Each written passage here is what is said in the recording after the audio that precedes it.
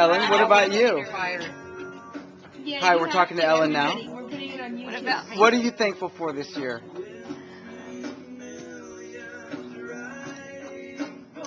I guess being here at the lake.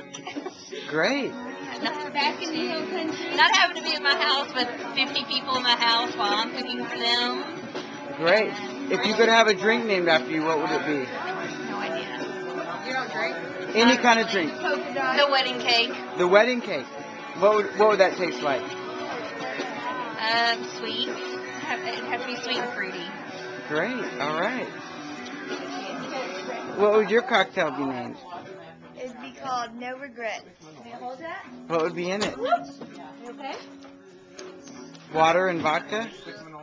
No, just Tawaka, and it'd be some kind of a Tawaka bomb in a beer or something. No, that's Tiffany's. She's an Irish car bomb. Oh, yeah, but no, I'm a No Regret, and it's Tawaka. It's something strong, good, and straight up.